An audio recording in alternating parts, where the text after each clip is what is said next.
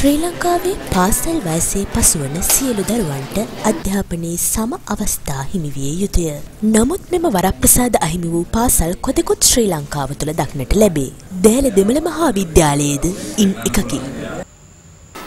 ළමයි 543ක් ඉගෙනම ලබනවා. එක වසරේ ඉඳන් 13 වසර වෙනකම් මේකේ පන්ති පැවැත්වෙනවා. වතු කොට්ටාස 27කින් පමණ ළමයි මේ අපේ පාසලට පැමිණෙනවා.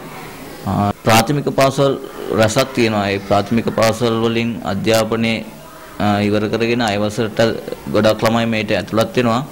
අපේ පාසලත් එක වසරේ ඉඳන්ම පන්ති පැවැත්වෙනවා. මේ අයවසරට සාමාන්‍යයෙන් ළමයි 60ක් 70ක් ඇතුළත් වෙනකොට ඒ ළමයින් එහෙම 11 වසර විතර යනකොට ළමයින්ගේ පැමිණීම අඩු වෙලා ළමයි ඇදැල්ලෙන තත්ත්වයක් තියෙනවා. කියන්නේ සාමාන්‍යයෙන් අවුරුදු 14ක් විතර වෙනකන් ළමයි අනිවාර්යයෙන්ම ඉස්කෝලේ එන්න ඕනි කියන එක මෙහෙත් එක තිබෙනවා. මෙහෙත් එම ළමයි එනවා. අපේ තියෙන්නේ කලාංශය උසස් පෙළට තියෙන්නේ කලාංශය විතරයි. මේකේ අපට අවශ්‍ය ගුරුවරුන් 31 දෙනෙක් අපට අවශ්‍යයි.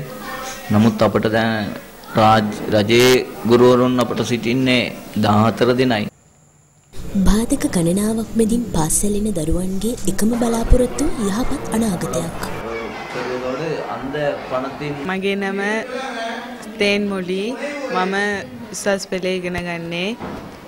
අපේ පාසලේ නම දෑල දෙමළ මහාවිද්‍යාලය. මේ කොට්ටාසේ නිවිතිකල කොට්ටාසේ එකම උසස් පෙළ තියෙන පාසල අපේ.